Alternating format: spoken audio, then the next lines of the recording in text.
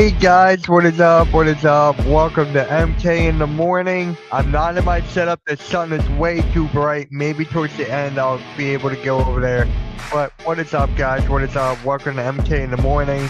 We got a big show for you guys today. Sixers playing the Pacers tonight. Will they win tonight?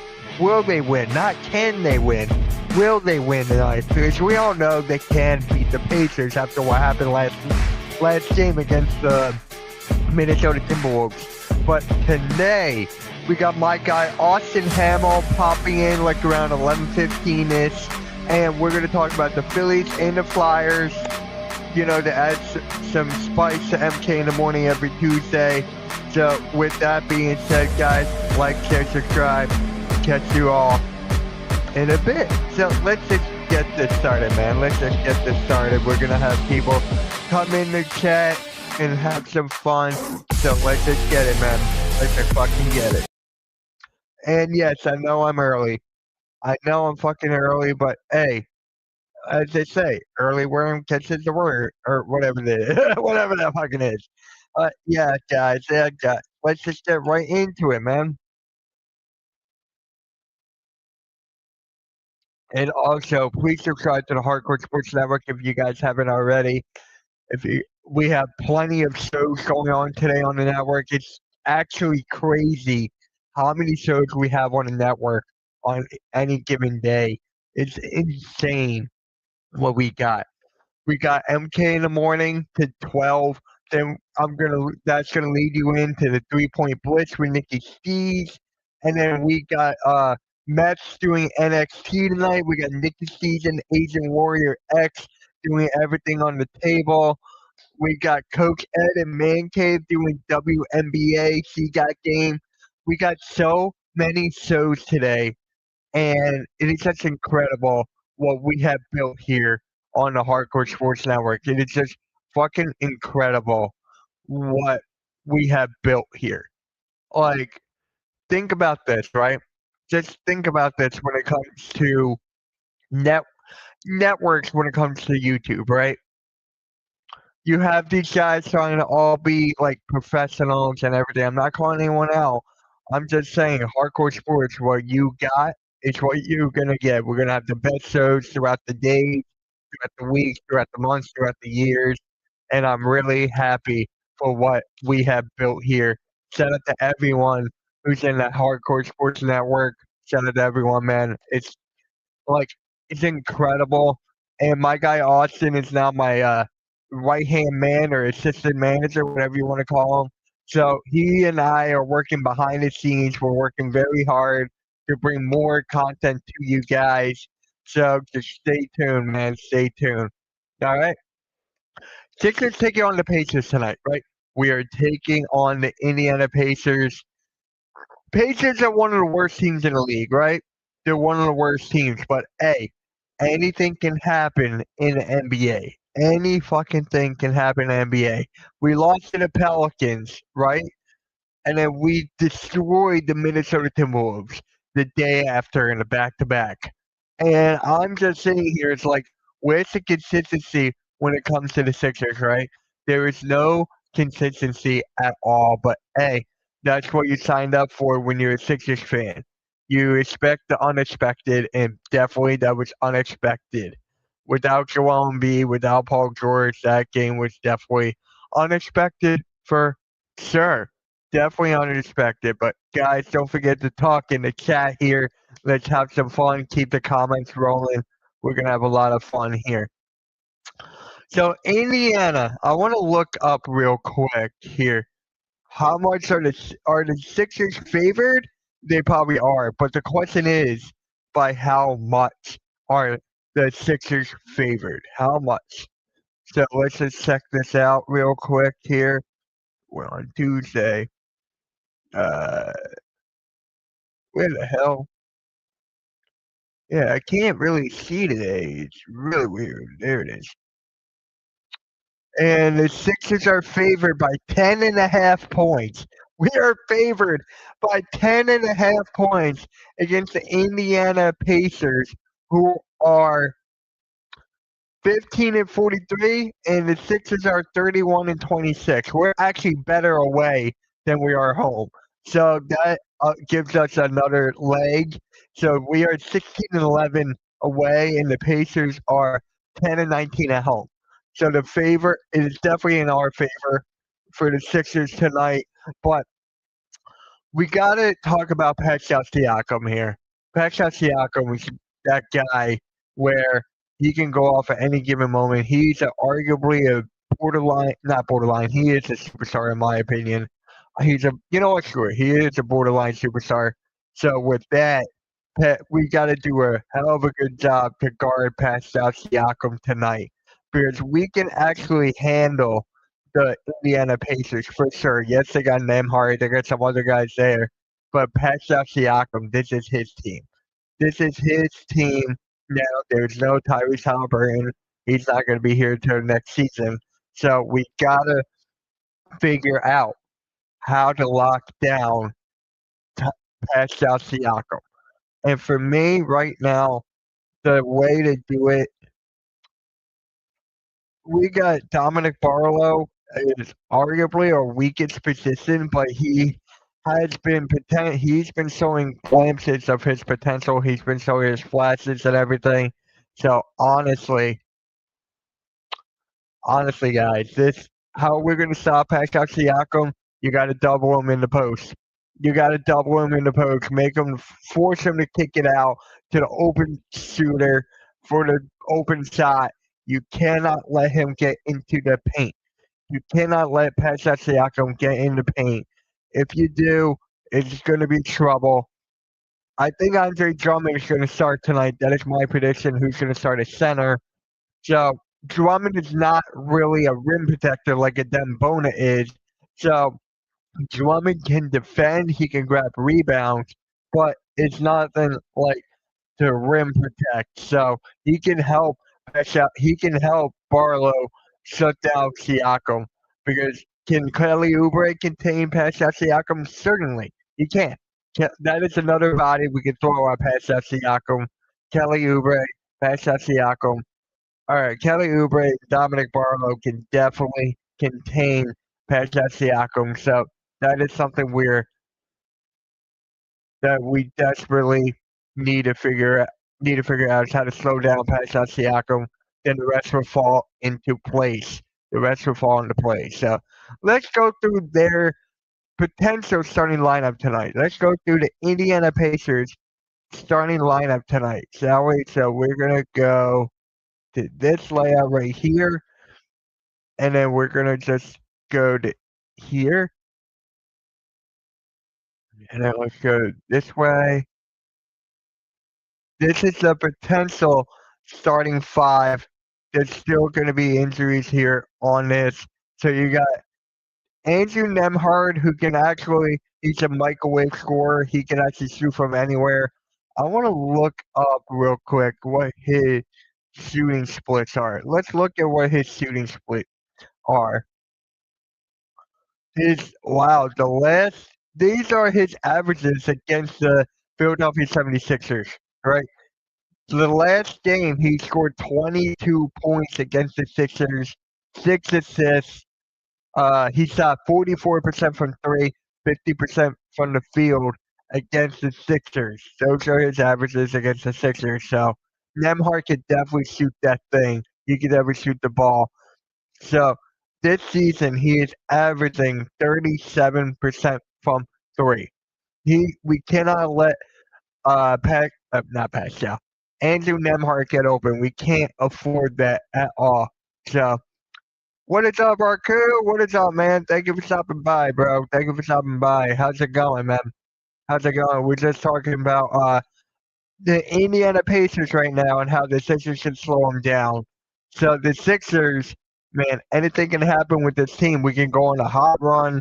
We can go on a cold streak, and especially coming off of that huge win against the Minnesota Timberwolves last game, shutting them down, clamping Anthony Edwards for a majority of the game.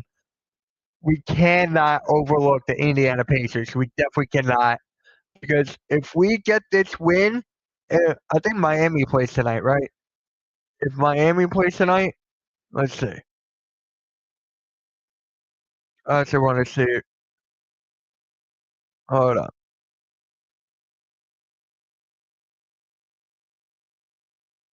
If Miami plays tonight.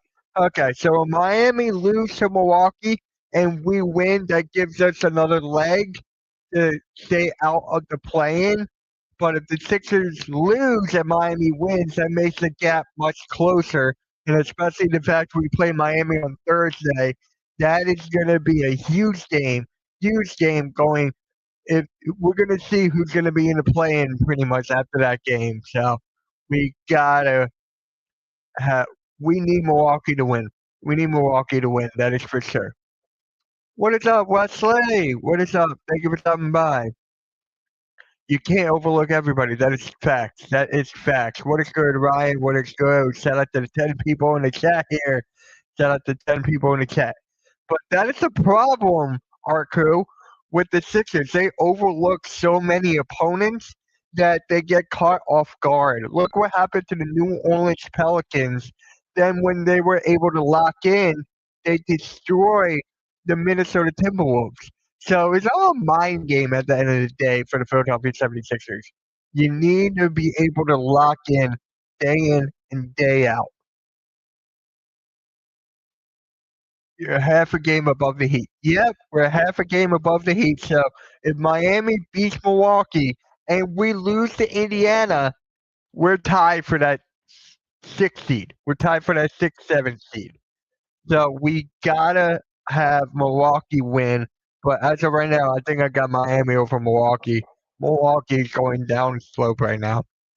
So, yep. This is definitely going to be a mind game tonight.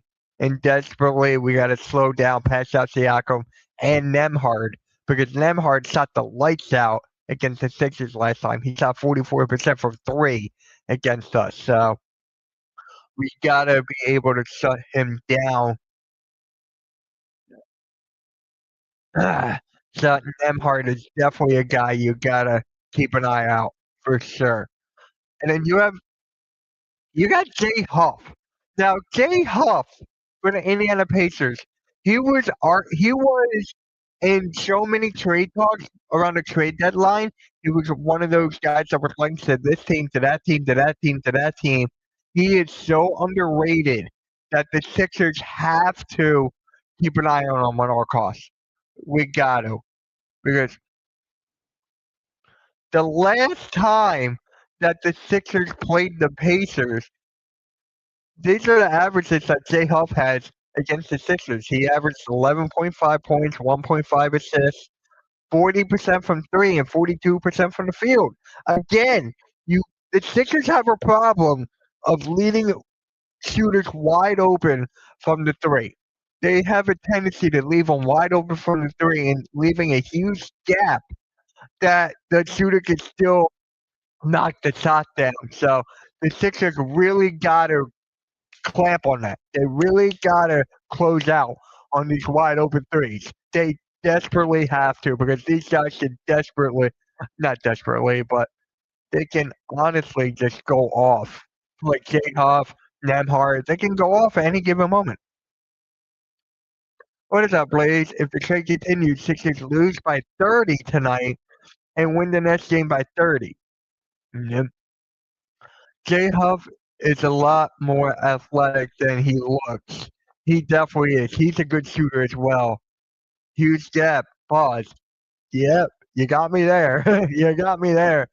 But with Indiana, they have so many key guys that they can desperately just go off at any given moment. Like for me, Jay Huff can desperately, not desperately, he can have a game. And then Jarris Walker, I mean, it's Jarris Walker. He's still young in his career. He had great potential coming out of college. I really liked his game. But Jarris Walker right now, he's averaging 11 points, 4 boards, 2 assists, and he's shooting 40% from three. So Jarris Walker is not on my list of like, we got to shut this guy down or we're going to lose. Jarris Walker, it's like he's going to, my guess tonight, He's going to get 8 points and 5 boards. That is my guess for Jarris Walker. Blaze, write that down because I want to see if I'm correct on Jarris Walker tonight. Because if that happens, man, I'm good. But Jarris Walker, that's desperate. That not desperately. That's the weakest position for them in the starting lineup. That is their weakest position. So we can afford to leave them open a bit, but we still got to shut them down. We still got to lock down. Yeah. For my matchups tonight, I'm going to go through some key matchups. No one is paying attention to the State of the Union election tonight. No. I'm not. I didn't even know that was on tonight. I didn't even know they were talking on tonight, honestly. They have games on tonight. Yep. We're going to go through the games in a little bit. We're going to go through all the games before my guy Austin pops on the show, like around 11:15. And we're going to talk about the Flyers, Phillies a little bit, adding a little spice to MK in the morning on Tuesdays. So we're going to talk about that. We're going to go over the games, etc. So for my matchup tonight, I am looking at, oh my God, like here, hold on. I want to go through the starting lineup for the Pacers again, like the potential. So Nemhard, if he plays, I think he will play. Naismith is out. Naismith is going to be out for the Indiana Pacers. That's another good shooter for them that is not going to play. So you have like Ben Sippard or Cam Jones taking his spot. But for the Pascal Siakam, is him and whoever could close out on him. I think it's going to be Dominic Barlow or Kelly Oubre. I think Kelly Oubre is going to start out guarding Pascal Siakam, and we got to double team him in the post. So my matchup is going to be Siakam and Barlow. If you want to put not Barlow, Oubre. If you want to start out with Barlow, I'm okay with that as well. So this is definitely not going to work in our favor when we have Pascal Siakam. There are games tonight. There are games on Peacock tonight. There it is. Again. Sixers should win tonight.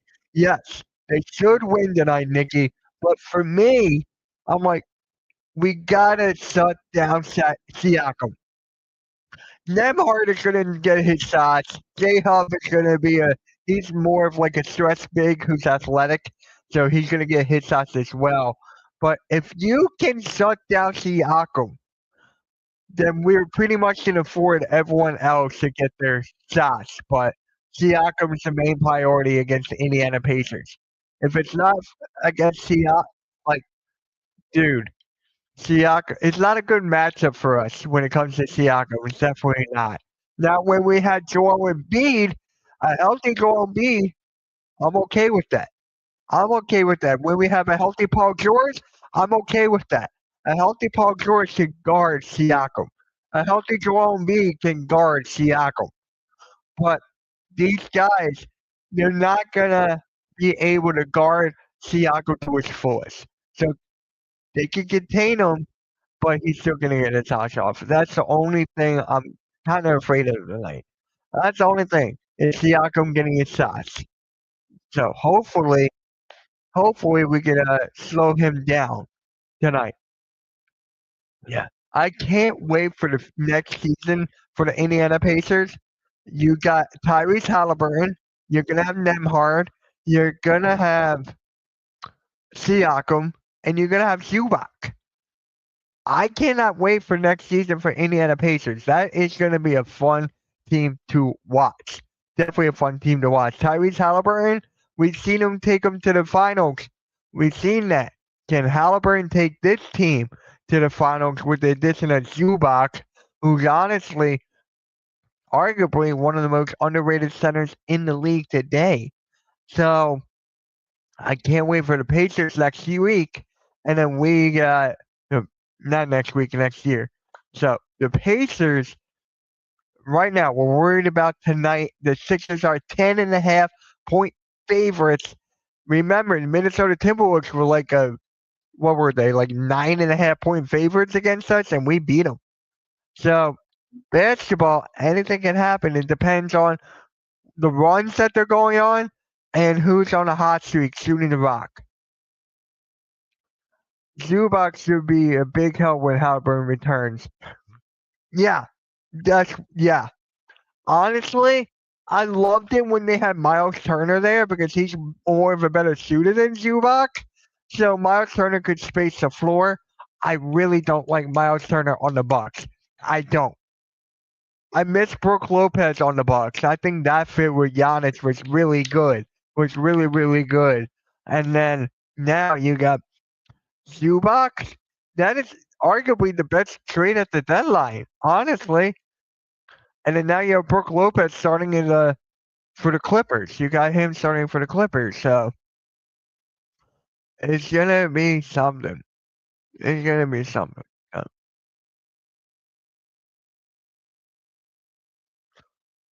Lord. Yeah. So that's my big matchup. It's gonna be Barlow and Oubre on Pascal Siakam. That's really. And then I can't believe I'm gonna bring this up again. TJ McConnell, that guy's a scrappy point guard. He hustles, he gets to his spots, he knocks down the mid range. He's a guy you don't want to play against, really. So TJ McConnell can be a pest on the floor. If we can avoid him getting the steals and getting to his spots,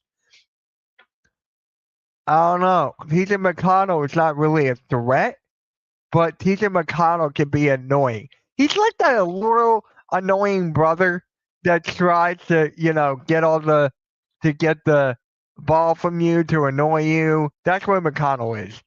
And McConnell's very good at his role. He knows his role. He knows his role, and that's pretty much it, man. That is pretty much it. Yeah. TJ's a dog. He's from Pittsburgh. What do you expect? Yeah. And Blades, how many times have I said that I missed TJ McConnell on the Sixers? How many times have I said that?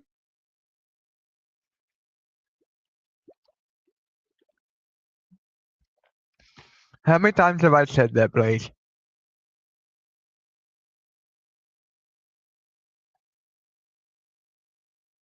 Yeah.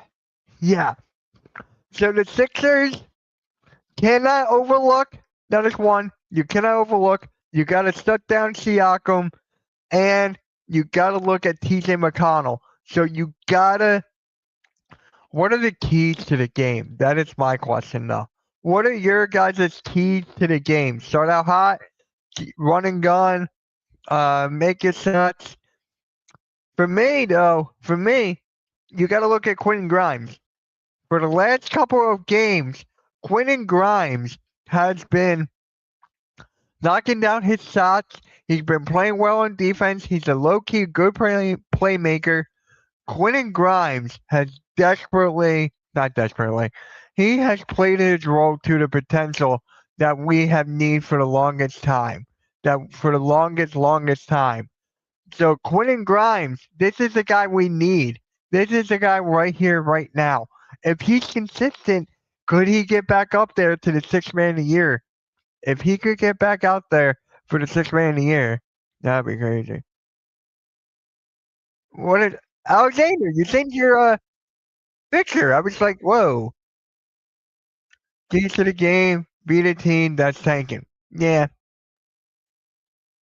Stop saying that. I'm trying not to. I don't know why I'm keep on saying that. It's like bothering me.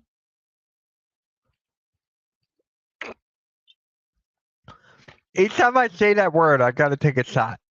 Take a shot of water. Yeah, Alexander, what happened to your logo? I was so confused. I was like, what the hell? What the hell? So, yeah. So the Pacers Sixers tonight. I will be live for that game tonight. That is going to be a fun game. It's already on the channel. It's already scheduled. And then tomorrow, after the pick and roll, me and Michigan Mike, we're going to stream Thunder and Pistons. Cade versus the Thunder. I can't wait for that game. I cannot wait for that game. It's going to be hell of fun to watch. Alexander gave up on the Cowboys and the Chargers, apparently. Yeah, apparently. Apparently. I'm just like shocked. That's the least. That's basically one of the last things I would ever expect. Ever expected. So, Alexander, what happened? What happened, man? So, yeah, the Sixers have a game tonight. We're gonna be live for, and yeah, how long is Naismith gonna be out? That's actually a big blow. That's honestly a big blow to them, honestly.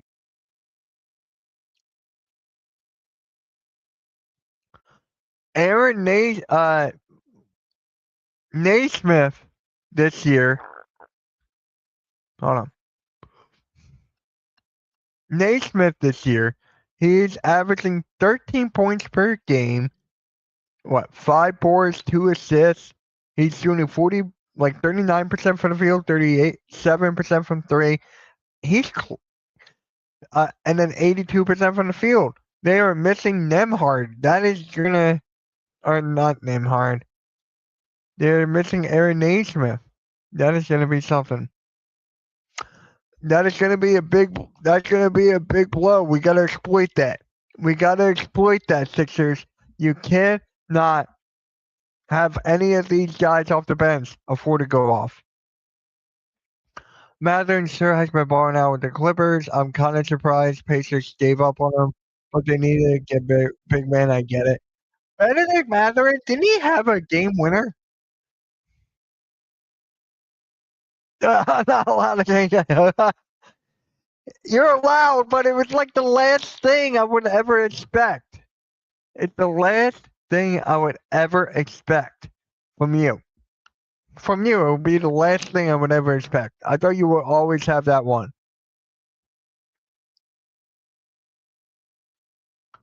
It is crazy.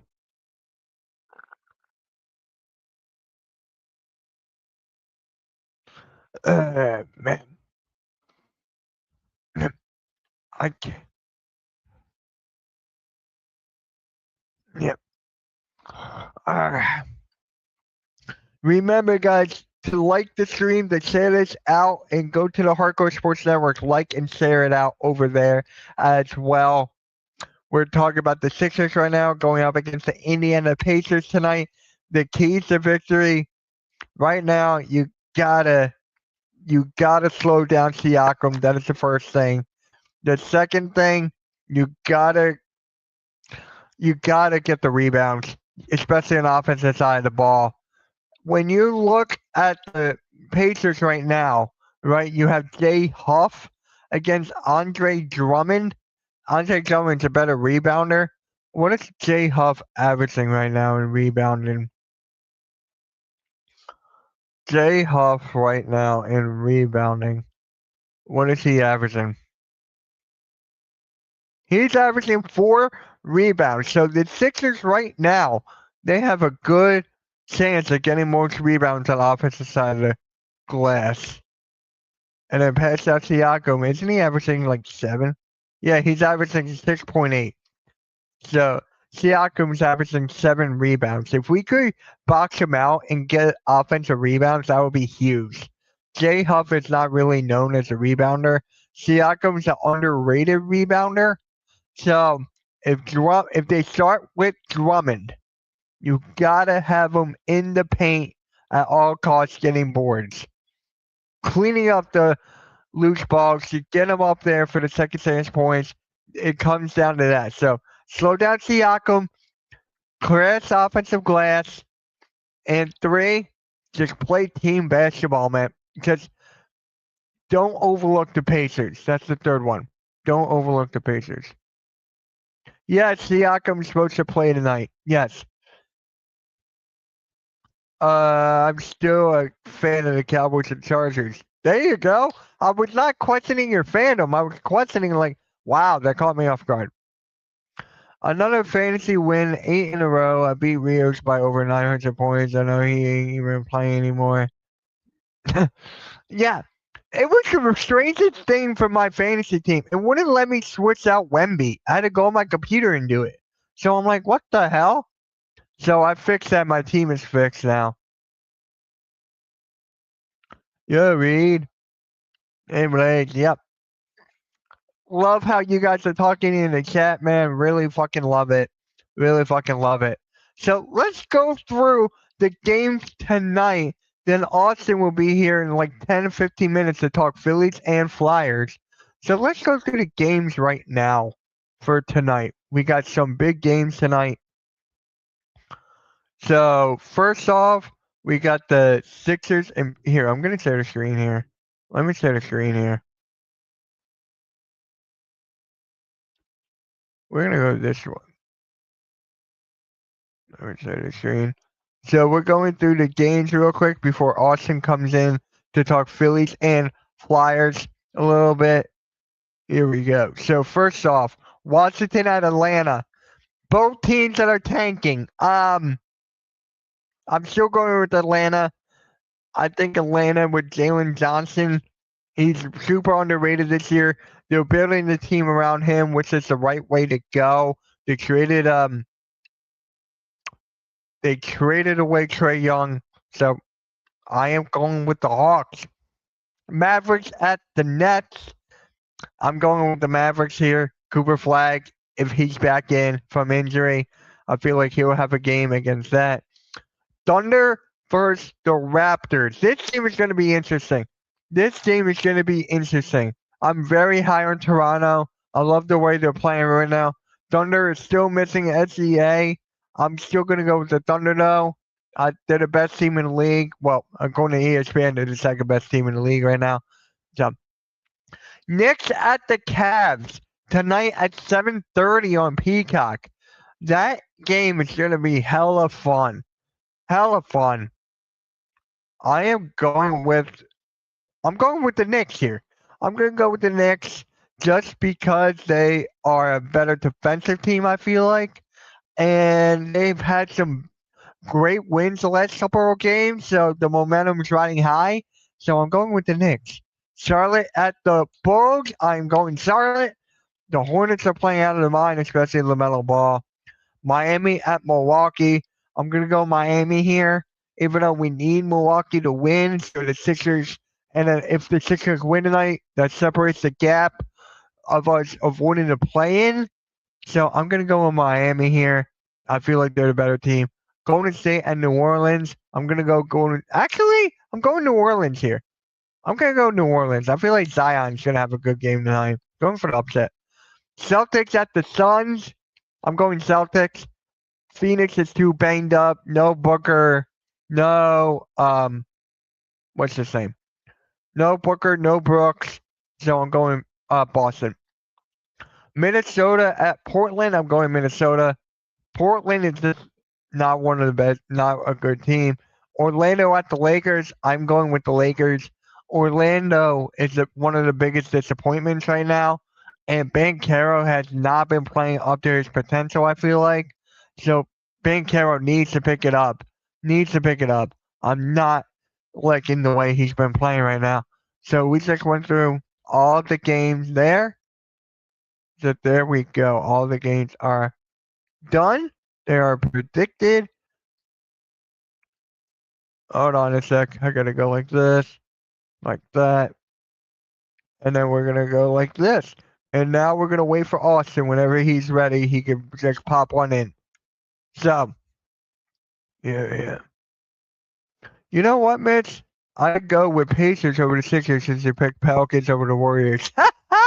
That's fair.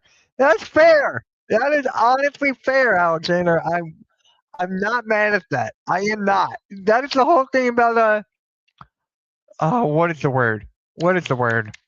Competition. Competition and like rivalries. It was like, hey, you pick against my team? Well, I'm picking against your team. So that's all fair. That's all fair, Alexander. That's all fair. All right. So, You know what? I'm gonna wait. So, yeah, go for it, Alexander. Let me know who you guys have winning.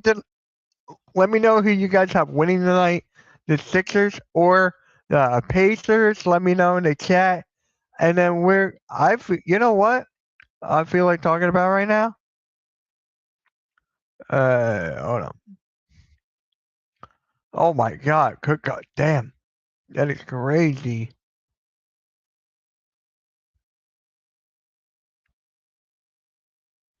So, yeah. Let me know. And then who's your player of the game tonight? Since for me, I'm going to pick my player of the game right now. Maxey coming off of a huge game last night or 2 nights ago against the Minnesota Timberwolves. I'm going to go with Maxey. I'm going to go with Maxey.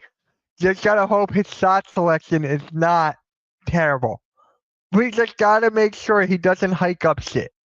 Because I just hate when players hike up stupid shit. That is like my worst pet peeve. Yep, the Sixers play the Celtics on Sunday. Sixers play the Celtics on Sunday.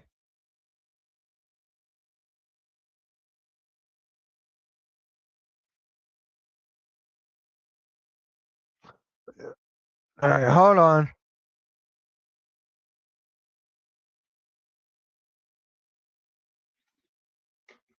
So, yeah, I can't wait for game on Sunday. That's just gonna be so entertaining. It's not even gonna be funny. So, yeah. All right, we're gonna get rid of this. You guys picked the Sixers to win tonight against the Pacers. Not a bad pick. Not a bad pick. They're a better team all around. They're coming off of a huge win against the Minnesota Timberwolves. They shut down Anthony Edwards majority of the game, and then you got the Pacers, who are just one of the worst teams in the league. Zubac yeah, he definitely is. He is definitely underrated for sure. He gets to his spots, he gets the rebounds, he gets the putbacks. He plays basic base basketball, and that's what I love, man. I love just a guy just to play his role, and that's it. Know his role. That's pretty much it. Unlike Maxey, like with all the players that are injured, you have Maxey doesn't know what all the roles he's going to be playing. Like Paul George is out, Joel Embiid is out. Maxey doesn't know which role he's going to play. And then once you have Joel, you go from the number one guy to the number two guy. I honestly hate it. Like, I wish better things were coming out. I wish better things were coming out. So, all right. Let's get ready for Austin. Oh wait, no. Sorry. Let's turn off the logo. And then once it's here, I'll just click that. Yeah. All right. Only matter of time, boys. Only matter of time. Give me a score prediction for tonight. Give me a score prediction. I got the Sixers winning. I'm going to go with the Sixers. If they don't overlook and Pascal Siakam does not have a terrible game, I got the Sixers winning 115 to 104. I got the Sixers winning 115 to 104. They're 10.5 point favored, so that's what I'm going. 115 to 104. 11-point win. 11-point victory. So let's go. Sixers. It's going to be a fun game. Just can't afford for them to overlook. You can't afford to have them overlook. Okay.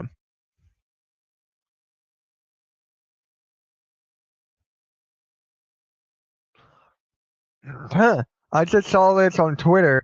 Stephen A said without SGA, the Thunder is not even a top 18. That's a load of crap.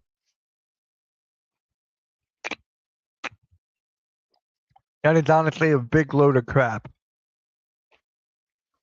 That was the biggest load of crap I've ever fucking heard.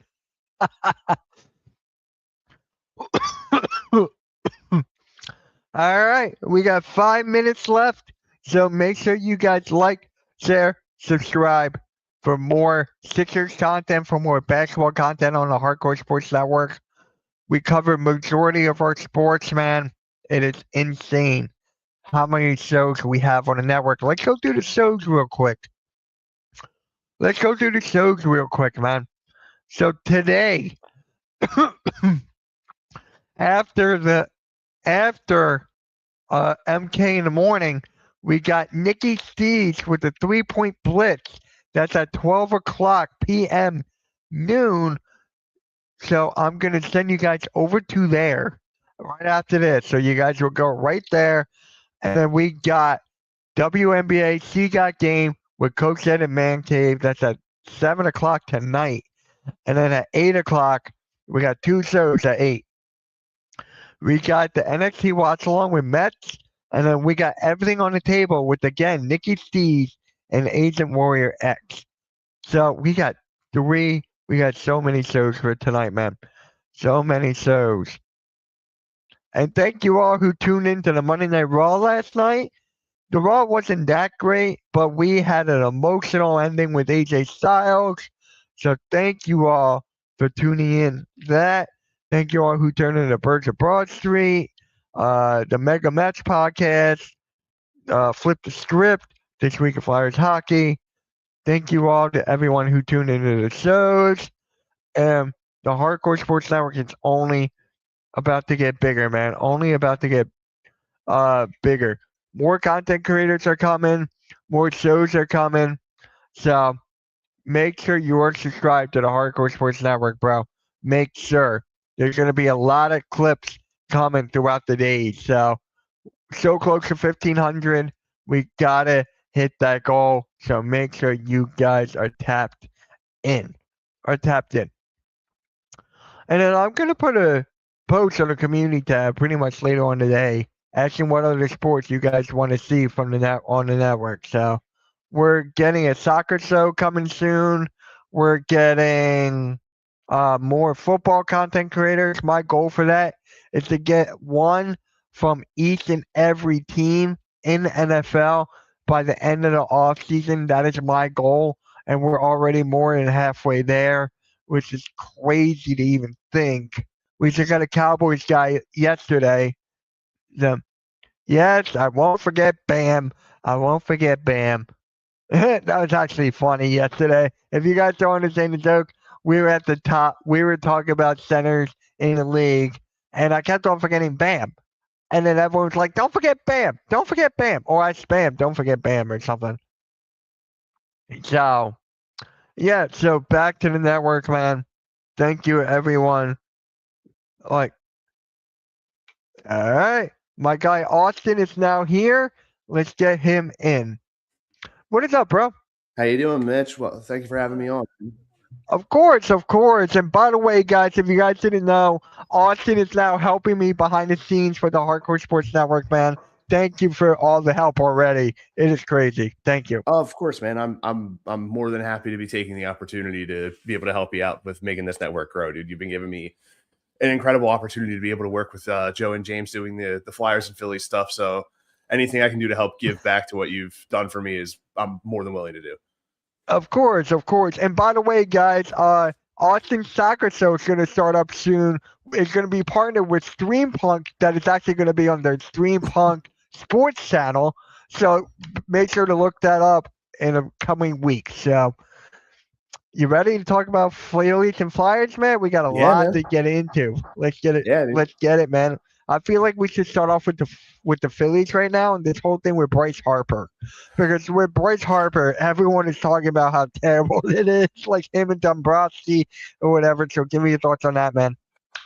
Honestly, I don't even know, dude, because this has been happening since everything sort of fell apart after the Dodgers series with Philadelphia. Right. Dombrowski made the comment saying that Harper wasn't quote unquote as elite as he usually is.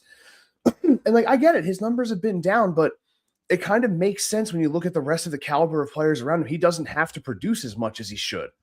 You know what I mean? Like I feel like the expectation for him that he sees it as not as there's not as much pressure on him to produce like there was before. You have Schwarber absolutely knocking the cover off the ball. Trey Turner hitting 300 consistently. You have these guys that are able to pick up around him to help make the team better. And granted, another 8-9 home runs from Bryce could sometimes end up making the difference over the course of a regular and postseason. But honestly, the main thing that I'm concerned about right now is pitching. We don't know when Zach Wheeler's coming back. We lost Ranger Suarez in the offseason. We lost Matt Strahm during free agency as well. So you have a lot of glaring holes in your pitching. The offense is going to be there. Schwarber's going to hit, Harper's going to hit, Turner's going to hit. You need to figure out what your pitching staff is going to look like. Because right now, from what I'm looking at the projections of, Taijuan Walker is going to be a starter in this rotation. Yeah. And I'm not a big fan of that. I'm not a big fan of that either, man. The rotation has always been an issue for God knows how long, right? It's been like an issue for what, over a decade, it feels like? Oh, I feel like longer than that. Ever since after the 08 World Series, it's not even the rotation, it's the bullpen. The bullpen has been such an issue. It's just crazy. I just don't understand, why aren't they paying attention to this issue? They're going over every other thing except for that. I don't know. Asinine to me. We let the Mets steal Bo Bichette out from under us, and then we sort of just gave up on the rest of free agency. Yeah. Well, no, I lie. We let Bo Bichette get taken out from under us by the Mets. We signed Adolis Garcia, and then we're like, well, that's an offseason, guys. Great job. And then Castellanos goes to, where did you go again? San Diego, and he's playing first base.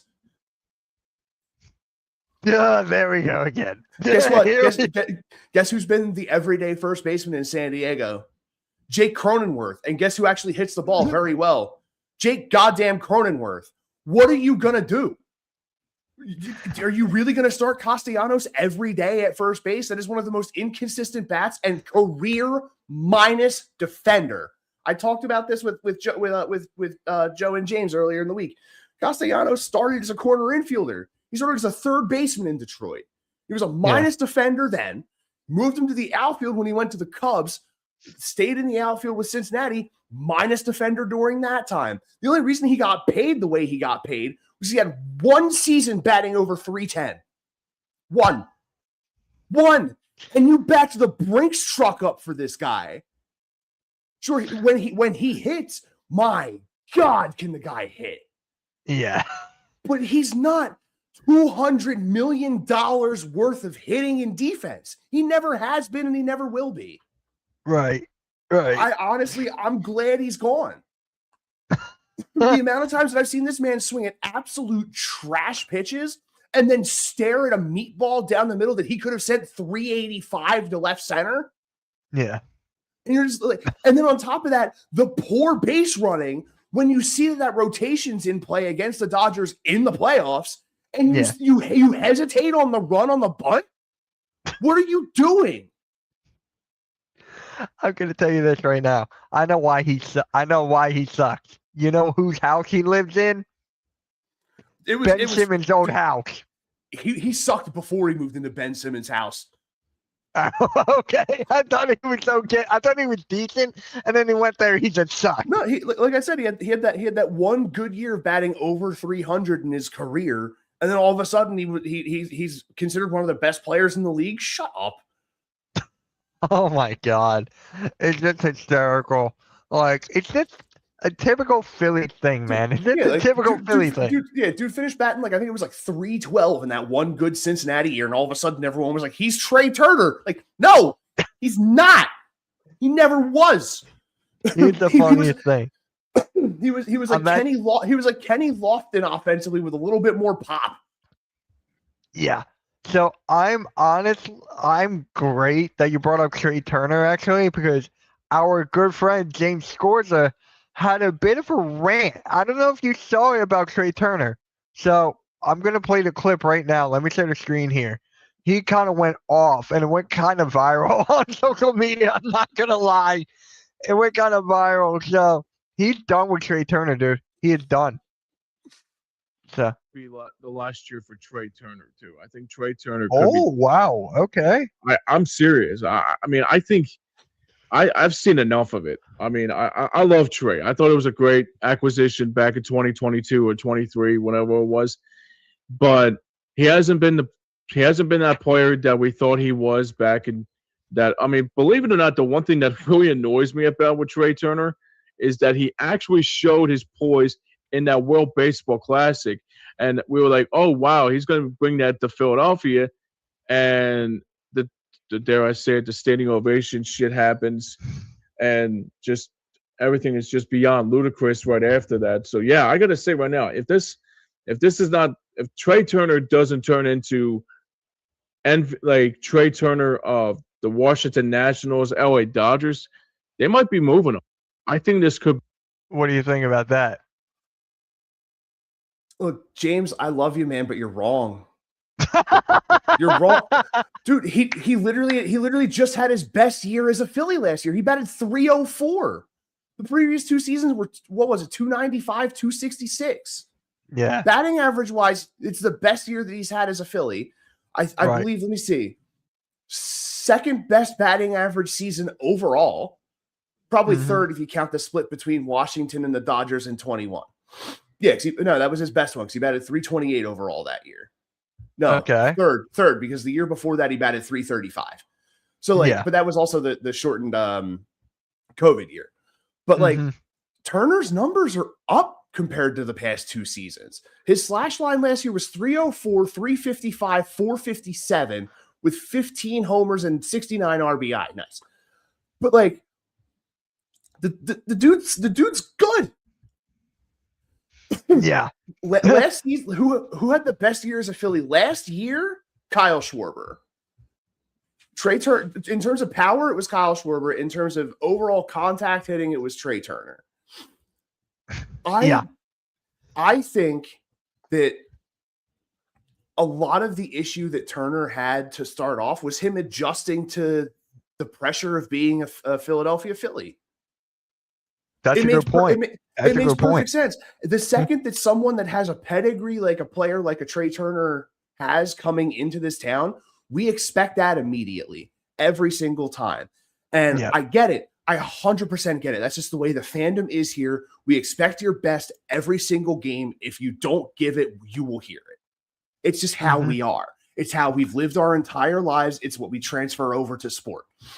Trey Mhm. Turner literally had his best season as a Philly last year.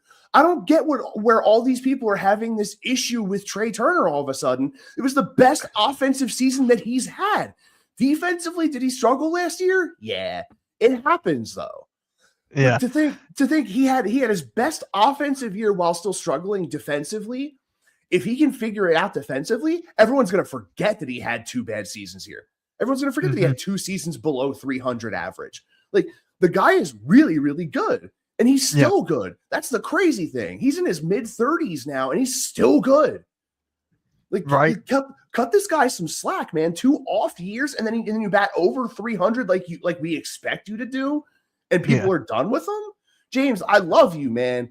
No, sir. On TikTok, it got 6,700 views. On TikTok, and the comments are he won a batting title with the Phillies just because he doesn't hit home runs. It doesn't make him bad. Exactly. And the batting title wasn't enough. Yeah, I could go through all these. We don't have all day. Yeah, and they're all a lot of them are sentiments that I just echoed. Like he came in 5th last year in MVP. Yeah. I didn't even know that. Yeah, dude, 5th in MVP voting, and James wants him out. Literally, what are you talking about? Do you just want a batting title? Do these people watch any games? Yeah, and especially after the season that Luis Arias had last year offensively, to have Trey Turner be able to steal the batting title from him, dude. Yeah. And yeah, so here's dude, another one. Perfect comment right there. Hitting home runs is the hardest thing to do in baseball. Unless you're Barry Bonds. Unless you have something helping you out, Hitting home runs is one of the hardest things to do in baseball, man. So here's the comment though. And He Turner goes, still "This is- hit 15 of them last year, batting over 300, batting above the Mendoza line is damn near impossible. Because you think when that pitcher lets that ball go, if it is a fastball at league average speed, you have 5 milliseconds to determine if you want to swing that bat or not.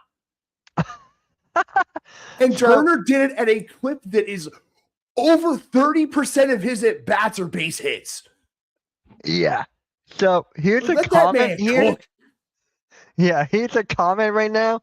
This is correct, but frankly, he's a small concern for the team compared to some other deficiencies. Yeah, I mean, Who is Marsh this had a- guy? I don't know. Marsh Get had, this- Marsh had a very down year last year. Alec Boehm was not great. Yeah, Jordan. If you cannot beat Jordan if you can't beat Jordan, he's going to make your life miserable. That Yeah. man is an animal. When he is healthy, he destroys pitching. Mm-hmm. Yeah. Yeah. So let's talk about the spring training. They just played a game a couple days ago. How do you think that game went? I didn't really see a ton of it, but I did see that Kyle Schwarber absolutely launched a nuke, dude. That I thing saw that. went so far. Yeah. I know. But I mean, I know. I'm liking what I'm seeing so far. You know, the bats are there already, which is really good. Yeah. The guys are starting to get themselves back into the swing of it. It's it's fun to see baseball back, dude. I personally up here, I know Philly's absolutely buried under another foot of snow, but Yeah. I have been counting down the days until pitchers and catchers reported for like 5 months. I've just been waiting for a sign that it's going to start getting warmer because I can't stand it being this cold. I woke up today for the I first hate time it. in like a week. It was under 20 degrees, and I went, "Oh, this sucks." Dude, in my area, we got 1.5 feet. Oh, We got 1.5 feet of snow in my area, and it's supposed to snow again tomorrow. I'm 2.5 hours north of Philadelphia. Yeah. It rained for 2 days, and then we got 1.5 inches of snow. The hell? Dude, my best friend, one of my best friends, he moved to Seattle. All they get Yeah. is rain. Yeah. All they get is rain. Yeah, that's it, all day. Which Yeah, I honestly, appreciate that, genuinely, Coach. I wouldn't mind it raining because you know what that means? It's not below freezing. Yeah. It means that it can't turn to snow. It can't turn to ice. So, really quick, I want to give a special shout out to Coach Ed here. If you guys did not see, he had a big NFL mock draft where representations of each team made a pick for their team in the NFL draft. It was actually a really good concept. Shout out to Coach Ed, man. Shout out to Coach Ed. Appreciate that. And there's Yeah, actually been clips coming out on the I've channel. been of seeing that. a lot of those reels and shorts and stuff coming out, and it's really good stuff. Great Yeah. job by you, Coach. Yeah. They're still looking for an Eagles guy for the next one. I don't know if I can do it, but we'll see. We'll see. But yeah, I don't know about the Phillies, man. I'm just going to tell you this straightforward. I don't think they're making the playoffs. I think they'll still make the playoffs. I think it'll be I mean, when you run into a juggernaut like an LA Dodgers who can just spend all the money in the world and defer it for 37 years, it's going to be tough to be able to beat them. I mean, That's dude, not fair. bro, they just added Kyle Tucker on top of Freddie Freeman, Mookie Betts, Shohei Ohtani, Teoscar Hernandez. They added Kyle Tucker. You mean to tell me there's not a problem with baseball with spending? Is this Ultimate Team? Is this MLB The Show That's here? That's what I'm thinking. Like, they turned off players can't say no. Like, It's like you're on the team now, but you can't say that. It's like Madden Override. Remember when you were override the literally, trade, oh my gosh, yep. dude? turn off the old CPU declines. This is why we're getting a lockout next year. This is why. Mm-hmm. This is hard to And the why. problem is there's so many guys on teams that are saying that a salary cap is bad for baseball. And then you look at not only what the Dodgers are doing now, but if you remember back in like 08, 09, and even before then, what the Yankees did, how they were just loading up their roster for these like multi-year runs. Right. As being the best. Like the Dodgers are doing it again. It's just it went from being an East Coast thing with the Yankees all the time to now being a West Coast thing. Yeah. And it's annoying. Like, granted, I don't want to see a cap on baseball because of the fact that it's going to limit a lot of the small market teams. It's going to keep a lot of players from wanting to go to those small markets because their cap's going to be lower. Those teams aren't going to be able to spend. But on the flip side of that, I don't want everyone and their mother to sign with the LA Dodgers. I just don't understand. Like, why not go to the Angels? I don't want to turn around and have it be like, oh, LeBron James signed a contract with the LA. Stop it, please. Can you imagine? It'd be like, oh wait, LeBron James is not an owner of the Dodgers. It's like they've signed LeBron James, Patrick Mahomes, Anthony Edwards. Give a rest. Stop here. Let's stop. We're done. Let everyone else play baseball. Yeah. So, guys, last thing for the Phillies, then we're going to move on to the hockey because I personally want to talk about the Olympics a little bit. So, for the last thing for the Phillies, man, what do they have to do to start off the season hot? Because I know towards the end, it's going to be kind of rough. They just have to lock in. That's really all it is.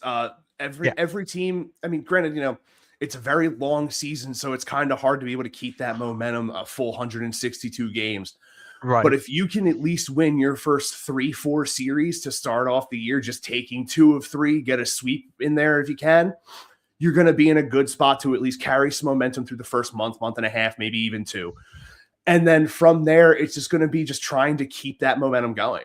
You have even without Zach Wheeler right now, you have a solid pitching staff. Taijuan Walker excluded, even though he had really solid outings near the end of the season there to like filling in that gap. But you lost, in my opinion, your most dominant lefty in Ranger Suarez. Christopher Sanchez is incredible. He was in Cy Young conversations last year.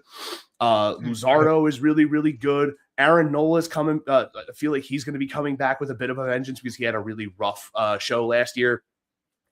They're saying that it might be like a month or 2 before Wheeler's back. I don't know for sure. Thoracic outlet is very, very tough to call. It's what ended Steven Strasburg's career.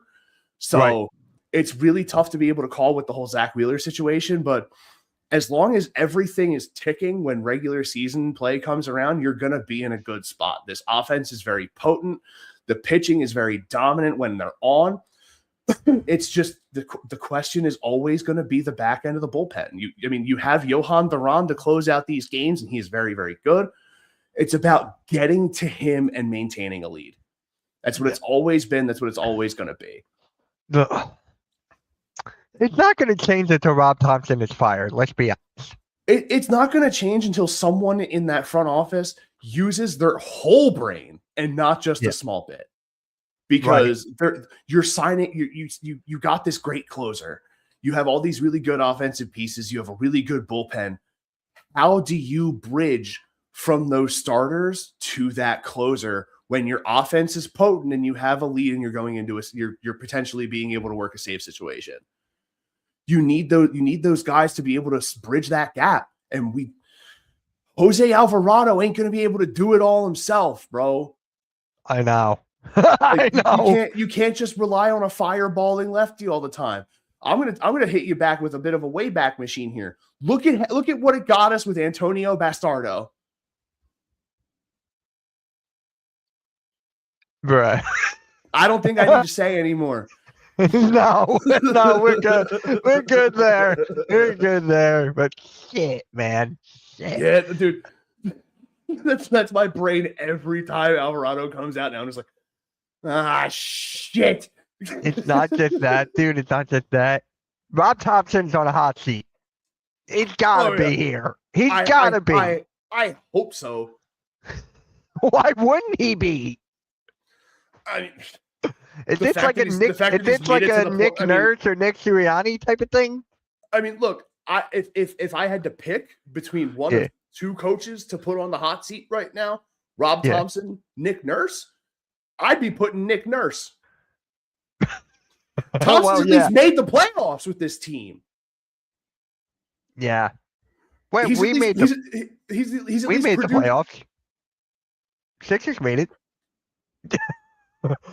I mean, everyone makes the playoffs. I mean, I'm not gonna lie, bro. Tyrese Maxey postered the shit out of Ant Edwards, dude. You saw my clip? You saw my Yeah. clip? I was like, dude, I had to clip that. Yeah, I had to clip that. VJ Edgecombe But- gave that a 6 out of 10. I'm like, what the hell? Not a 6-7, just a 6 out of 10. So, hey, we gotta get into Flyers hockey, man. It's a second half. It's just about to start. How you Yeah. feeling, man? Because you went on kind of a rant yesterday on This Week in Flyers hockey. Because dude, a lot of these talking heads are already writing this team off, and these are guys that are expecting the rebuild to already be done when we brought in a new head coach and retooled our entire front office.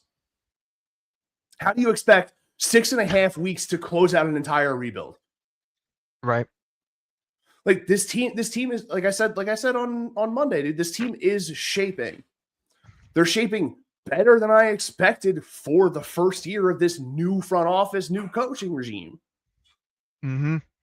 Honestly, I feel like a lot of it, the first couple of months, was us just still washing the filth that was John Tortorella off of the entire organization. Mm-hmm. Can I be honest? Am I a bit sour that Tortorella won gold as part of the coaching staff for Team USA? Absolutely. Yeah. But yeah. That's fair. I digress there. I like where this team has already gotten. Even if they don't make the playoffs this year, they're in a very solid position for continued success down the line. They have players in place. Trevor Zegras is an incredible player. Travis Konechny is getting himself into a really good groove. When me, James, and Joe did the interview with Jim Jackson, he said it, and I agree with it. Owen Tippett is playing some of the best hockey of his career right now. Like, Yeah. there's a lot of guys that are putting forth a lot of really good effort. And the thing with hockey is it starts with your guy between the pipes. And Dan Vladar has been an absolute revelation for this team. The Mhm. main thing the Flyers usually have an issue with is finding a number one goaltender. And by God, they found it in Dan Vladar. Yeah. He not only career high in games started already for him this season, he got an Olympic nod to go to Italy to play for Latvia. Like, this guy is getting the recognition already, and not only from his own team, but from his home country. Like, Yeah. that, you look at the blue line play of Jamie Drysdale, Travis Sanheim, Emil Andre, Noah Juleson, Rasmus Ristolainen. Like, you're getting great play up and down your entire roster. And it's exactly what you wanted to see from a team that's rebuilding is they're not just laying down and dying once they go down 2-0. They're fighting back and losing games 4-3. So even the games they lose ugly, they lost a couple to like Dallas and Pittsburgh and Buffalo, like 5-2, 5-1. But those were just games where goaltenders were on. Yeah. Easily could have been a 5-4, 6-5 type of game. So the team is fighting, and that's, I think, the main thing with the expectation that I have with the Flyers is, as long as you're stealing points and winning some games, you're only 8 points out right now coming back into play. You're 8 points out of a wild card right now. Guess who the two Eastern Conference wild card teams are right now? Buffalo and Boston. Yeah. Those are your two wild card teams. You've already taken 3 of the top 5 teams in the league to the limit multiple times this year in Colorado, Edmonton, and Carolina. You've taken them to the limit. Yeah, like the Oklahoma City Thunder were competing when they were rebuilding. This Flyers team could easily get their foot in the door and make noise when it comes playoff time. Yeah. Very easily. You know who didn't compete when they were rebuilding? The Sixers. And how long did that rebuild take? It's still going on. It's still going on. Let's be honest. I'm kidding. Mitch, 26 games to play. You're 8 points out of a playoff spot. It is In, very in well. in year one of a whole new front office and coaching staff, you're 8 points out with less than 30 games to play in a very competitive Metropolitan division.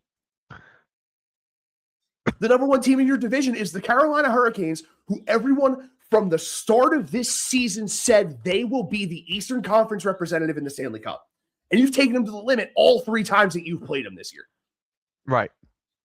You have had those guys biting their nails down so hard they don't even have fingers left. I know. And then you have all these talking heads on the radio on WIP and 97.5 The Fanatic being like, this team's not winning games. They had a rough 15-game stretch before the Olympic break. That's the one dark mark on this season so far is that 15-game stretch. And then you got the chance to mentally reset. You sent 3 people to Italy for the Olympics. 3. The rest of the team has been home grinding. I know. I cannot wait for this team to get back on the ice and start playing games again and being competitive. When did it go back? When did they get back? It's either tonight or tomorrow. Let me double check. Yeah, I got you too. I'll look too. I'm gonna take it. Tomorrow. Yeah, tomorrow against the Capitals. Yeah. Yep. And then you play the Rangers at home, a team that can't buy a win on their own home ice if they tried. Yeah. Like, you're gonna He's be Arcu's a Rangers fan. Sorry. I hate to spit facts, but the Rangers just have not been good on home ice this year. Oh, I mixed up the Texas Rangers. My bad. No, the Texas Rangers are hurting losing Marcus Semien, bro. Yeah. But And I think I'm I hurting asked from this. that because he went to the Mets. I think I gotta ask this. Yeah, How am I playing? I heard I'm in a slump here. Come on. I'm tired of talking about Matvei Michkov at this point. Damn. It's been the topic of discussion for every single talking head in the city of Philadelphia, and I just want it to die. The kid is having a sophomore slump. Everybody has it happen. Your first year, you're very decent. Your second year, sometimes you fall off a table. It's just the way shit goes, man. Like, cut the kid some slack, bro. He's still putting out solid effort every night. He just isn't putting the puck in the net like he was last year. Yeah. But that doesn't mean that what he's doing isn't valuable. Like, look at Zegras. He hasn't scored in a while. He's still doing valuable things on that ice. Same thing with Sean Couturier. Owen Tippett has had so many opportunities to be able to start scoring goals, and he's missing. But it just means that you're seeing the net. You're seeing it. It's only a matter of time before that floodgate opens and you start scoring in bunches. It may not happen this year, but it'll build your confidence going into next year. Shit, it might even build your confidence, who knows, going into the playoffs when you secure that spot. Yeah. Like I said, all you have to do is get your foot in the door and make some goddamn noise. And this team can do it. Yeah, I'm looking at the standings right now for the Metropolitan. What? They're right there. Yeah. Look at the full standing with wild card, dude. You're literally sitting 8 points out right now. Damn. All you need is an opportunity to dance. I'm serious. Yeah. All you need is an opportunity to get in, and you could be the loudest man in the room. I know. And dude, you know that playoff hockey in Philly, we go crazy. Dude, I remember when the Flyers played the Bruins in like that 7-game series. Do you remember that? I was The at triple overtime game. I was at a party that Mhm. game, right? I was at a party, and everyone was watching the game. I was watching the game with the parents because I was just like superstitions, you know. Yeah. And we won. I was like, I'll take Yeah, it. that was. I'm like, there you Oh go, guys. You're God, welcome. that was Simone Gagne with that winner, wasn't it? And Yes. Bush was in net. Yeah. That was my favorite Flyers team. That's my favorite Flyers team because I actually saw it. No, the last time in my opinion, the last time they made noise in the playoffs with that Giroux shift versus the Penguins When was that? I think that was 2000. Was that 12 or was that 16? It's got to be one of those two. I don't remember, but beat Sid on the opening faceoff. Yep. Puck gets dumped down. They start to work it back out. Sid in front of his own bench gets buried by Claude Giroux. Puck gets moved around in the neutral zone, gain entry. Puck finds its way back to Giroux. Goal. That place exploded. Right. If we can see that kind of play to start off the playoffs here for Philadelphia this year, uncontainable. I know. Like people that live in South Philly, be aware of decibel warnings again. All right. Now we got to talk about it, man. We got to talk about the gold game, the Olympic game, the USA winning the gold. First time since a miracle. Jesus Christ. I was live streaming, right? I was live streaming during NFL Sunday morning show, and I hear my dad scream like I haven't heard him scream in God knows how long. And I was here on the live, like, we won. It was an incredible game, man. Not only for the players, for the family of Johnny Gaudreau, Right. Even for individual guys like Jack Hughes, Zach Werenski, who the heck was it called? Connor Hellebuck. But Hellebuck, yep. That was huge for hockey in the United States. More than anything else, if you wanted to talk about something that could grow the game in your country, that moment right there. Yep. First of all, the previous round, looking at that going into overtime, it looked like, US and Canada might not even make it to gold. Being up on US being up on who was it? Sweden, I think it was. Mm-hmm. And then Canada having to battle back against Finland in their semifinal game. Both teams having to face down overtime and having to win their way in that way. And then US going up 1-0 early. Canada responding. And then Connor Hellebuck standing on his head and pulling off some of the craziest saves that I think I've ever seen in an Olympic setting. Yeah. Yeah, we got a couple of Pittsburgh fans from in the the chat. 1980 U.S. hockey team also named Jack Hughes. Yeah. That is insane. Mm-hmm. I forgot about that. That's literally insane. Not only did you win with one pair of brothers in Jack and Quinn Hughes, you won with two pairs of brothers in not just the Hughes, but the Kachucks. Oh, shit. Yeah, dude. It's a brotherly, it's like a family reunion. Yeah, hockey is a brotherhood, literally and figuratively, dude. That is like, dude, Insane. I've been trying to get back into hockey all season long. Like, I've been trying, but now it feels like it's the right time. Now it feels like for me to get back into it. Now more than ever, even after for weeks, Mitch, you've heard me stamping my flag that hockey was back in Philadelphia. If you needed a secondary reason, that game right there. That game right, pardon my language, that game right fucking there was exactly what you needed to see for the growth of the game of hockey in the United States. An absolute knockdown, drag him out.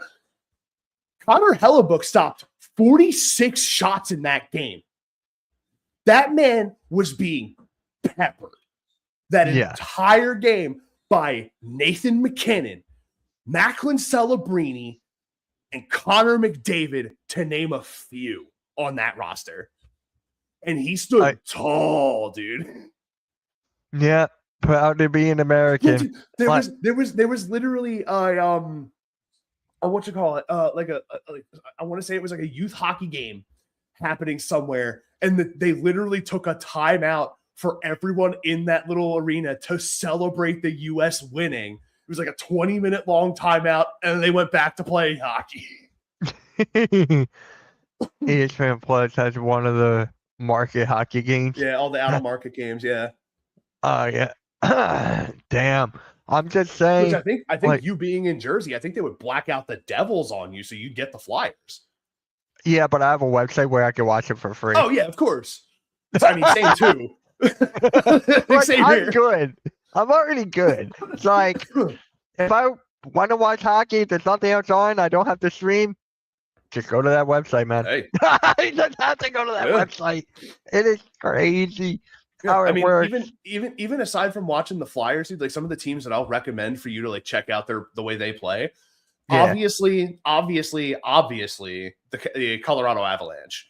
They Right. are, I believe their record right now is 37-9-9. They do I not just- have hold double-digit losses yet this year, Give me which a is sec. crazy to me. I'm looking this up right now. What's it say? 37.99. Yep. Yeah, You got it. 37.99. they are the best team in the NHL. Okay. Pretty much consensus. A majority, if not everyone, expects them to be the team that's going to win the cup this year, and which is crazy to think because they actually got rid of one of their better guys in Mikko Rantanen last year. Damn. They got rid of one of their better offensive producers in Mikko Rantanen, and everyone has picked up around him. Val Nichushkin, Gabe Landeskog, and Nathan McKinnon have become an absolute wrecking crew after losing Mikko Rantanen in a deadline trade. It's been insane. It does. Yes. But like them, the Edmonton Oilers are another really good team just because of the fact of the way Leon Draisaitl and Connor McDavid play is out of sight. Mhm. And then personally, this is just me because it's a team that I've been following ever since they beat us in the Stanley Cup because I like the composition of their team. The Chicago Yeah. Blackhawks. They're not as good as they have been in the past, but I'm liking what I'm seeing from them so far in this rebuild surrounding Connor Bedard. So I would keep an eye on them. But I mean, you really can't go wrong with any teams. Minnesota's another one. The Minnesota Wild are another team. They just added Jack Hughes' brother Quinn probably about 3 months ago. And Yeah. just the influx of youth in that organization has been giving them hope after the two heavy albatross contracts in Zach Parise and Ryan Suter during that year that the Flyers were trying to go after Shea Weber. I think both of those guys got like 13-year contracts or something like that, and it I wound up. think it was something like that. Yeah. And then they both started to lose their luster. Minnesota cut ties with both of them, and we're sitting on so much dead money for so long. I think it was like $15 million in dead money every year for the last like 10 years. Like Yep. it was bad. And now they're finally starting to see some actual like positivity come through that organization. Kirill Kaprizov has been incredible. And like I said, adding Quinn Hughes has just made that team a lot more of a potent offense. Like there's so many teams that you cannot go wrong with watching in the sport of hockey for sure. Yeah. Yeah. It's just my dad barely watched hockey. He barely does. And he had it on his monitor. I was like, wow. Like I've never been to when was the last time I was at a Flyers game? Probably when I was a kid. I can tell you Like- exactly when I was the last time I was at a Flyers game. Go for it. It was February of 2016. I took my wife to her first Flyers game. We played the Oh, Buffalo wow. Sabres. We played the Buffalo Okay. Sabres. RJ Umberger scored in that game for the Flyers. His first goal of that year. There was 22 games left to play. He Oh hadn't my scored a God. goal all season long. We went up. The team was up 5-1 on Buffalo with, I want to say, about 6 minutes left to play. Radko Gudas catches a body at center ice. Absolutely blows a dude up. Like full, like you'll know exactly what I'm talking about with this NFL term. Full hospital pass style. Dude's looking over his shoulder, grabbing a puck, turns around, and Radko is just here. Just meets this man. Takes him out, and then just drops gloves and beats the piss out of somebody else. Yeah. So yeah, actually, a good friend of It mine. wound up being a hell of an experience for her. I got to run into a few friends that I had made when I spent some time working for Aramark down at Citizens Bank Park. So I remember you all- telling me that. Yeah. all in all, it was a really good time. It was a really fun experience to be able to share that with my wife for her first hockey game. I enjoyed the shit out of that. Yeah. So Arco, you're gonna like this. So a good friend of mine, he's a diehard Flyers fan. He's a diehard everything. He went to the bar for the game. It was Yeah. packed. For the Oh, Olympic yeah. game. Oh yeah. He's like, Mitch, he sent me a picture of him drinking beer like around 8 o'clock in the morning. I'm like, Yeah, dude. do I need to see this? That was the guy Guess that what? Guess what? What? You'll see it a lot this summer with the World Cup coming. Oh my God, yeah. That's the guy who met Mitch Tov. I told you this. And he Yeah. took a selfie with him. He was like, Mitch, why are you here at 2 o'clock in the morning? I'm like, son of a bitch, I was sleeping. Yeah. Clearly, So, you weren't. it woke me up. Yeah. So, guys, I want to thank Austin for popping in and joining me. This is going to be an every Tuesday morning thing around the same time as our Phillies and Flyers. So yeah, really quick, guys, before we send you off to the 3-point blitz with Nikki C's at 12, what you got coming, man? What you got coming? I've been diving into the 2025 Game of the Year, Claire Obscure Expedition 33, right over here at twitch.tv/Hambo26. Aside from that, it's been Baldur's Gate 3, pretty much just anything that sort of like tickles my fancy at the time. I may end up running Resident Evil 4 remake for the 8th time. Like, Oh my God. So I mean, it's honestly most of the time it's just whatever I've been feeling. I'm really digging Claire Obscure right now. The prologue to that game had me in tears. Act 1 was basically the opening scene to Saving Goddamn Private Ryan. So it's been really, really fun. I'm a big turn-based RPG type of guy. So being able to see this like revolution of gaming has been really, really fun. And if you know, it's free to follow if you want to join me on the journey, man. Definitely make sure you drop in. Yeah, guys, make sure you join him. And we're working on a Hardcore Play and Rewind YouTube channel that's still in the works right now. I am actually currently editing the Claire Obscure videos to be able to put up there. Oh, really? Nice. Yeah, Cool, I have cool. the first two streams downloaded. I'm going to chop those up and get them put up there in the next few days. Nice. All right, guys, we're going to send you over to Nikki Steed for the 3-point blitz. And we got a lot of shit coming on the network, man. A lot of shit coming. So with that being said, like, share, subscribe, and we'll catch you next time, man. Peace, guys. Have a good rest of your day. See you guys tonight at 7 for the Sixers. Peace.